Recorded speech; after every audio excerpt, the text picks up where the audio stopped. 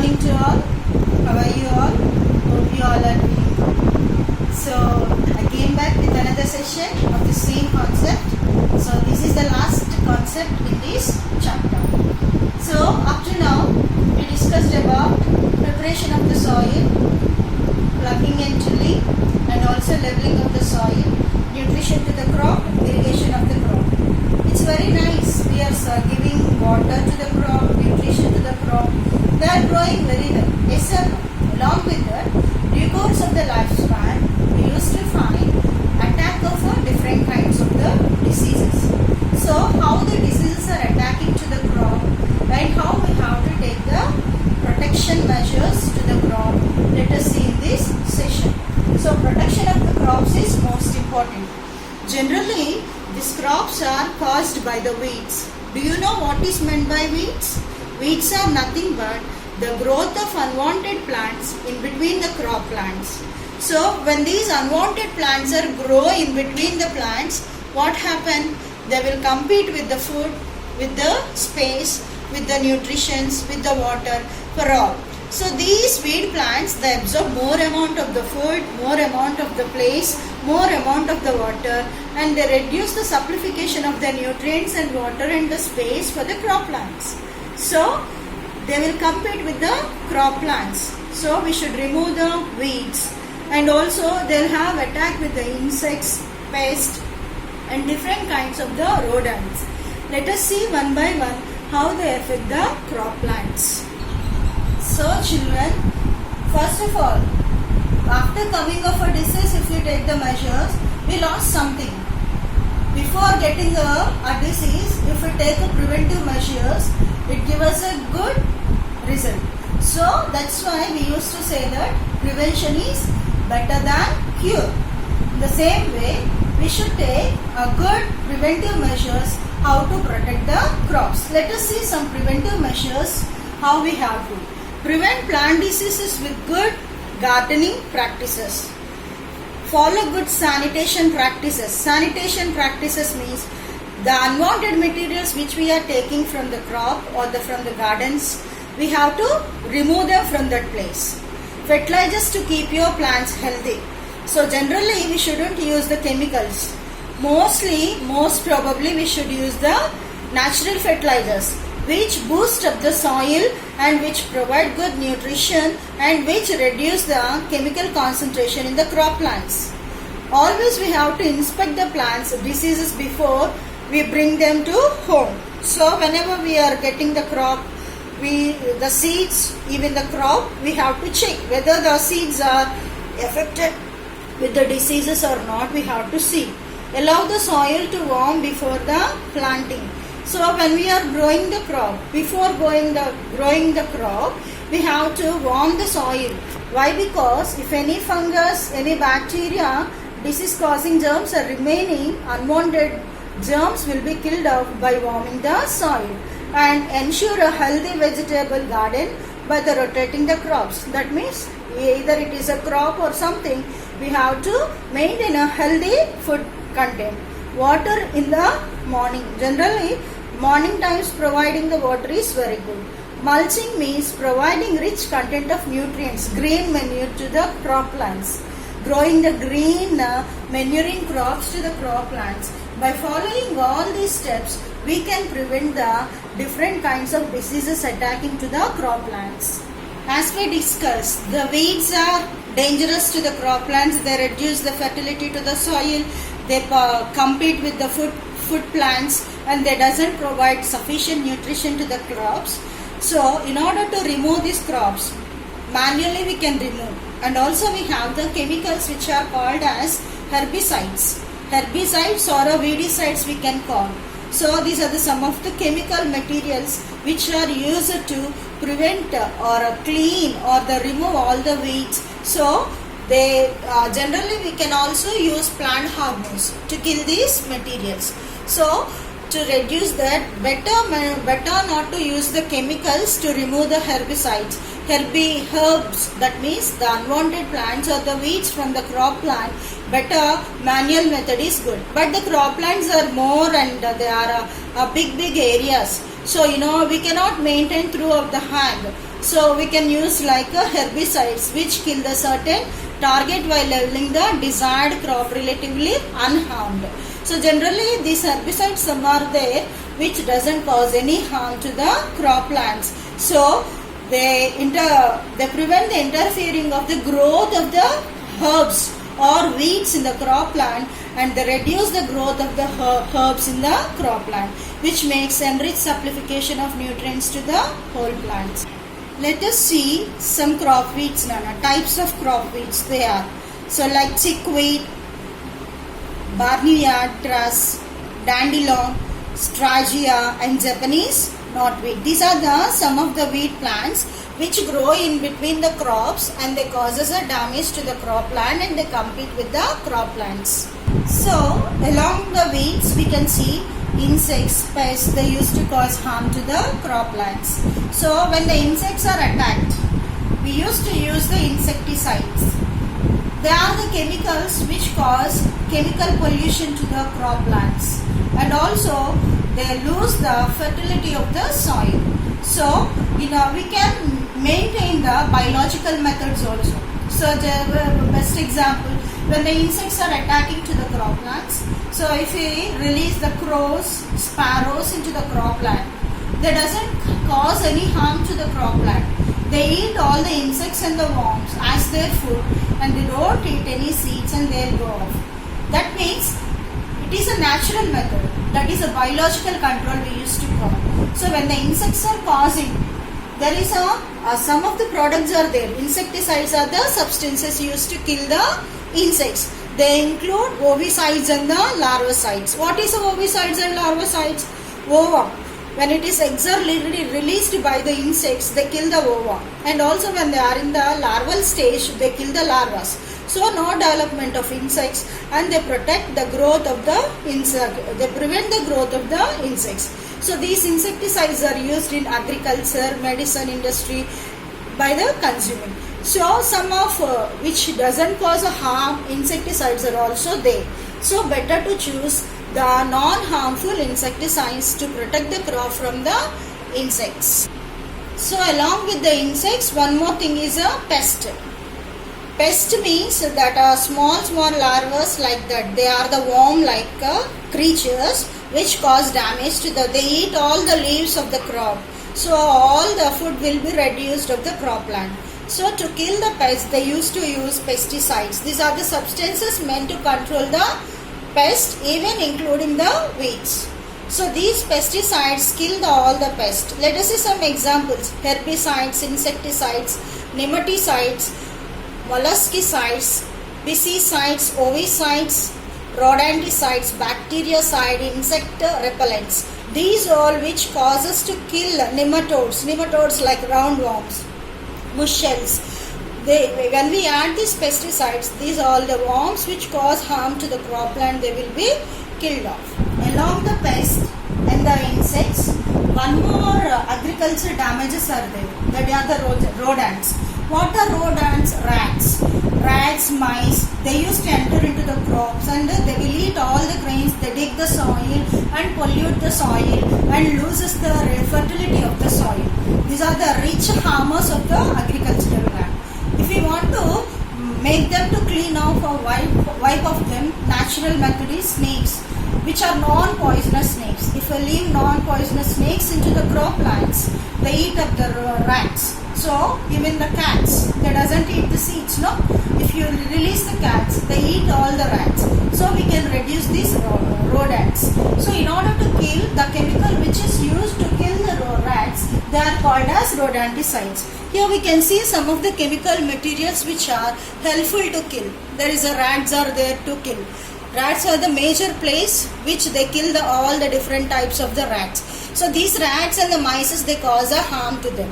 So the snake also one of the thing, and we used to call as the animal which fight with the rats, mungisa, snake.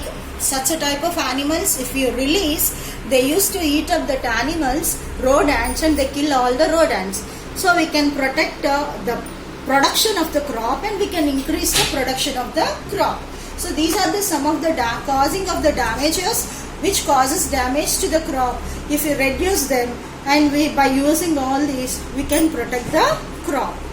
Okay children, after protection of the crops, important thing to harvesting the crop. So harvesting of the crop means nothing but collecting the crop. We gave the food, we gave the water, we protect the crop. Now we got the crop. So when the days are filled, when the crop is well developed, the time comes for the harvesting. What is a harvesting? Harvesting means collection of the crop. So we have to collect the crop. See here we can see how they are collecting with the machineries. In olden days they used to cut with the chisel. Nowadays as the technology is developed, they started to cut the crops with the machines. So the collection of the crops is nothing but is called as a harvesting. After harvesting of the crop, what is the main process we used to do? We used to do threshing. What is a threshing? Threshing is nothing but separating the grains from the grass. Yes or no? When the crop is grown, the seeds are with the grass. They has to be separated. It can be done by the machines, separating the grains from the grass. That process is called as a threshing. See children, how they used to thresh the grains. It is a manual method. Two pictures we can see the manual method. First see what are the threshing means. Separating the chaff from the grains. So here see they are beating the grass, taking the seeds and beating the grass. When they are beating the grass to the wood, what happening? The seeds are separating from the grass. You can see some methods here. All these are some of the methods how they used to thresh. Threshing is nothing but separation of the grains from the grass. That process is called as threshing. So as we discussed that the threshing, after the process of harvesting, we have to do the threshing. Harvesting means collecting the crop. Threshing means separation of the grains from the grass is called threshing. We can do by the manual and we can do by the machines. The next one is winnowing. What is a winnowing? Separating the grains from the chaff.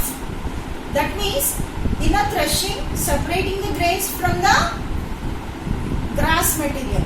Now separating the grains from the chaff. Chaff means the covered material which is consisting to the grains. That is called as a winnowing. Examples how the winnowing process takes place.